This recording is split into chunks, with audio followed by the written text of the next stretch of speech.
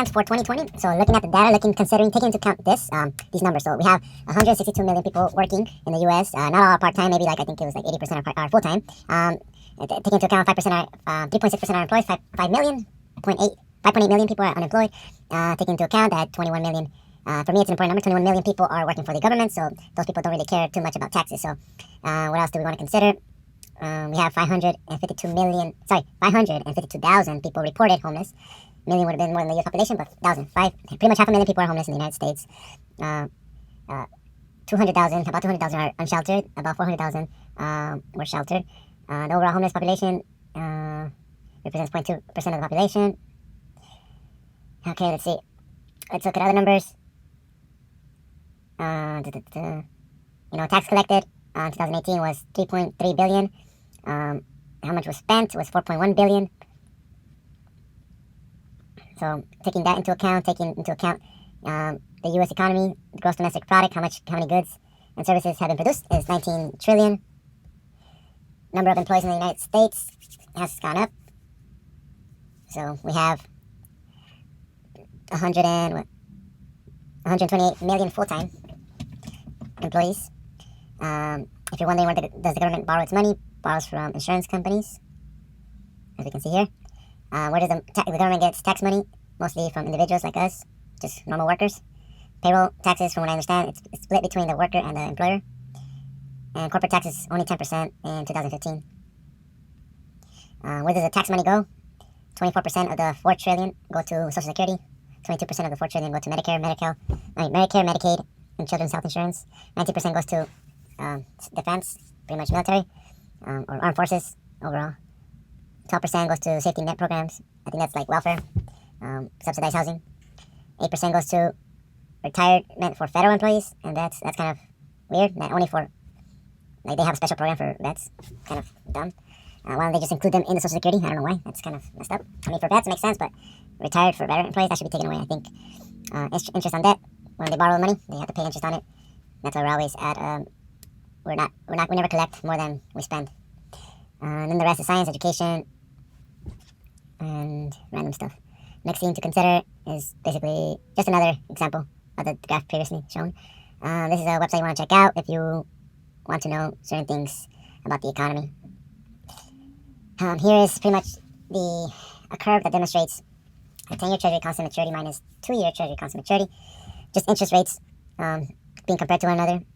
And whenever it's in the bottom, it's showing that the 2-year Treasury constant is higher than the 10-year, which is a signal that in the short term, bad things may happen. So that's why we have these dips, and these gray parts are a recession. So right here we see it going back up. We may be nearing a recession next 5 years probably. Here's the curve demonstrating the previous line, but in a single line. So whenever it's inverted, there's a perfect inversion right here, where it's like facing like a cup rather than a hill. It's looking like a cup again. Here's a graph of the interest rate the government charges or provides for banks. So if the interest is higher, banks would rather not lend out money. And when the interests are low, banks would rather lend money. So right now we see that the interest is decreasing, so banks are willing to lend money. In the past recession, interest went down, and we were pretty much in a recession. And right here, people are saying that we should be in a recession currently. Here's an important website that I like because it shows how much the dollar was worth in the past compared to now. Or better said, is the buying power of a dollar. There's a nice graph right here. The buying power of $1 over time. So a dollar in the 1900s, you can say a dollar bought this pencil. And now you can't buy this with that same dollar because it has a purchasing power of 2 cents. So now you can only buy 2% of this item right here. So now you need, in essence, $1 divided by 0.02 comes out to like $20. Let's double check that, could be wrong. 1 divided by 0.02, $50. Damn, I was way off. So if this cost $1 in the 1900s, now it costs $50. Just an example. Let's see. This one, I don't understand it. This is just kind of a demonstration of inflation. The purchasing power of the dollar as well. Like how much prices are increasing by. Another way to put it is like, let's say something that cost $21 in the past now costs $256. This is just unemployment. I like the unemployment curve because whenever it starts going up again, it's just a recession. I mean, it's very straightforward, but I think it's good to see it moving along. I think we have numbers released. We're supposed to get some numbers released soon. We're supposed to get some numbers released for December on January 4th. That was yesterday. They haven't updated that at this post. So we'll keep an eye out for that. There's home prices. The last recession, home prices went down. And you can see right here, home prices are going down again. Not a lot of people out there to buy or pay the price that people are asking for. I like looking at this website as well because it shows the interest rate that lenders are charging buyers. So the lower it is, the better for buyers. And it also just demonstrates that money is cheap. And it's reflected by this graph right here. So when this was up, or at this point, the interest rate was around 4.7%. Here we have a website of gold prices. Gold is just a reflection of people kind of trying to stay away from the dollar. So whenever people lose trust in the dollar, they tend to want to go to the gold to preserve the purchasing power. So the current dollar value of gold, of an ounce of gold, is $1,500.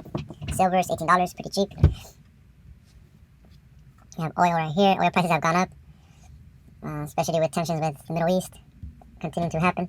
Here we have another example of more commodities. The metals, we got energy, grains. The metals are showing an increase, except for copper. We have other economies here. We have China. The top 500 companies of China seems to be performing in a sideways pattern. Towards the end, it's going up, maybe due to inflation. Japan's, let's look at the max. It's been going up, even though they continually print money. Here's Argentina. Argentina has a big a big inflation rate. And I would like to approach the U.S. stock market the same way Argentina has been approaching theirs, with increasing inflation. Asset prices will go up eventually, and I wouldn't fear too much putting my money in stocks, in the right stocks. For me, it would probably be gold mining stocks and some technology stocks. Schiller PE ratio kind of shows how valued is a company, taking inflation into consideration.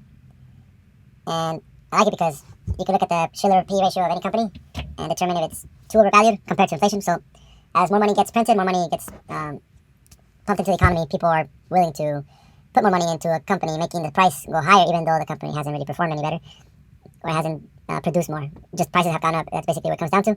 So knowing that price has gone up, even though the price has gone up, it doesn't mean it's overvalued. It just means that's where the money's going.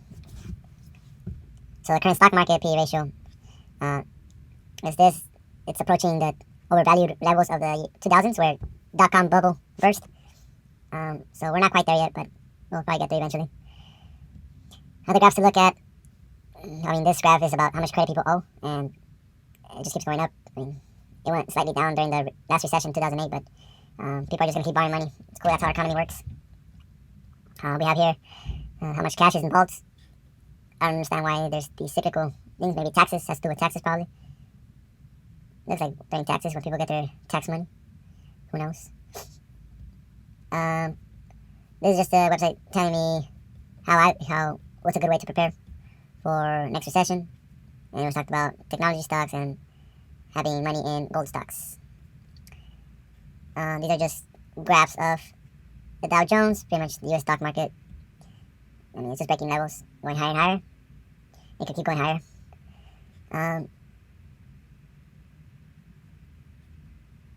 That's pretty much it. So with that being said, the reason I making these videos is because my approach to where I'm putting my money is not worrying too much about the stock market and more focusing on learning a skill like trading stocks and learning to beat the market. And because let's say stocks do go up 100%, that means you just double your money in a year. If you master the skill of trading stocks, you can triple your money if you're that good. But I may buy some silver, like maybe a kilogram of silver. It's like $500, just to have it. I'm not being a chicken little and be like, oh, the world's coming to an end. But I'm just having it. I would just want to have it. maybe an ounce of gold, 1500. But the main focus is just to look at these things, and whenever there's a big news about numbers that show that a recession is pretty much already here, pull out some money off my accounts that I have stock that I hold stock in. So I have two accounts. One is for day trading, one is for investing. So the one that's mostly for long-term investing, I'll just pull my money out and then leave it in cash, not physical cash, but I'll sell the shares and leave the money in the account and just wait till there's a better opportunity. So that's all I have. I know it's a boring video, but just wanted to share that kind of stuff. So yeah, see you on the next video.